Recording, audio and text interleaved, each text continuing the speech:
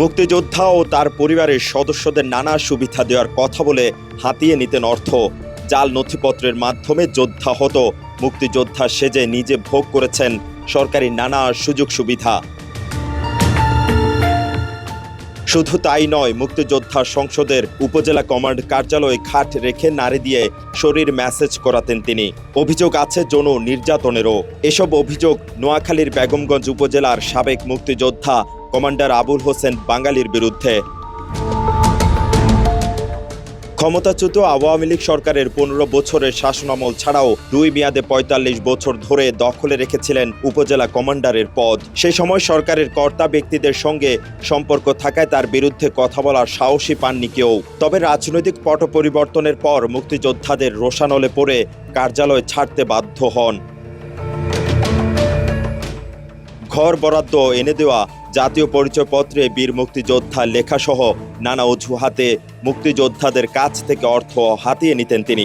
বাদ যেতেন না তাদের পরিবারের সদস্যরাও। উনি ঠিকাদার, উনি ওএফএ ডিলার, উনি অনেক কাজ মুক্তিযোদ্ধার নাম বেছে ঠিকাদার বড় কাজগুলো ভাগিয়ে নিয়েছেন, নিয়ে করে বিক্রি করে দিতেন, মোটা অঙ্কের অ্যামাউন্ট বিক্রি করে দিতেন। এবং বেগমগঞ্জ 100-র উপরে ভুয়া মুক্তিযোদ্ধা উনি টাকার বিনিময়ে 5 লাখ টাকা 3 লাখ টাকার বিনিময়ে উনি অনেক ভুয়া মুক্তিযোদ্ধা করছেন।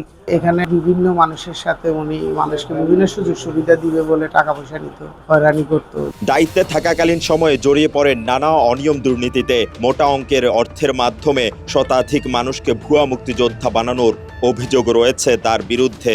উনি আমার নানা মুক্তিযোদ্ধা ছিলেন, ওনার থেকে ঘর দিবে বলে টাকা নিছিল, নিয়ে 5,000 টাকা নিছিল ঘর দিবে। পরে ওই যে উনি যেদিক থেকে বেশি পাইতো, বেশি হাতিয়ে নিতে পারতো, ওইদিকে দিয়ে দিত। মানুষকে মিথ্যা কথা বলেও এই হবে ওই হবে এগুলো বলে বলে টাকা পয়সা হাতিয়ে নিত। আমরা এটার বিচার চাই। অসুস্থতার মধ্যে বিশ্রাম নেওয়ার অজুহাতে মুক্তিযোদ্ধা সংসদের উপজেলা কমান্ড কার্যালয়ে খাট বসান তিনি। ওই খাটে সেবাপ্রার্থী বীর মুক্তিযোদ্ধাদের স্ত্রী ও পরিবারের মেয়ে সদস্যদের দিয়ে শরীর ম্যাসেজ করাতেন তিনি। যৌন হয়রানির অভিযোগও ভুরি ভুরি। তবে রাজনৈতিক পট পরিবর্তনের পর সরানো হয়েছে সেই খাট। এই অফিসটাকে বেডরুম বানিয়ে ফেলছেন।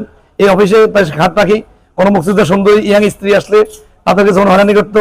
এই অফিসে আসি মহিলাদের কোনো নিরাপদ ছিল না, ক্ষমতার অপব্যবহার করতে ওনার বিশেষ চাই। টানা 7ম-বারের মতো বেস্ট টিস্যু পেপার ব্র্যান্ড হিসেবে স্বীকৃতি পেয়েছে বসুন্ধরা টিস্যু। অফিসের কক্ষে আছে, এখানে একটা সুফিয়াফির চৌকির মধ্যে আবুল হোসেন বাঙালি শুয়ে থাকতো, খুকি বেগম সমস্ত তার অঙ্গ প্রত্যঙ্গ এগুলা টিপত এবং অনৈতিক বিভিন্ন কাজে জড়িত ছিল।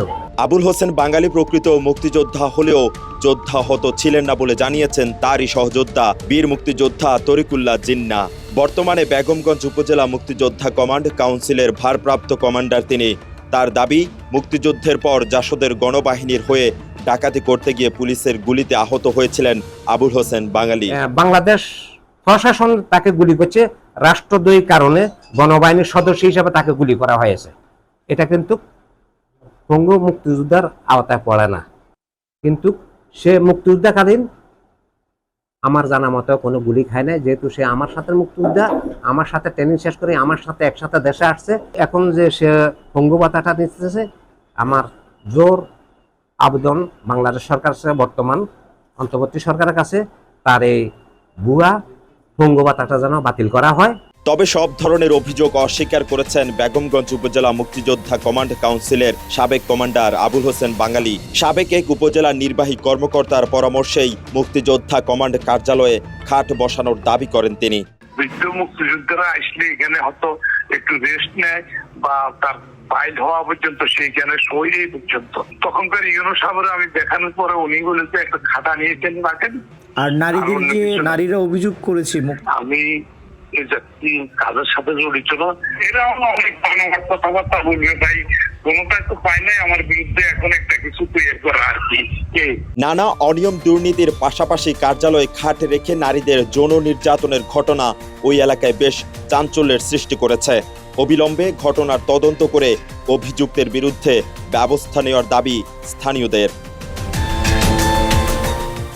নোয়াখালীর বেগমগঞ্জ থেকে আবু রায়হান সরকারের পাঠানো তথ্যচিত্রে ডেস্ক রিপোর্ট, কালের কণ্ঠ।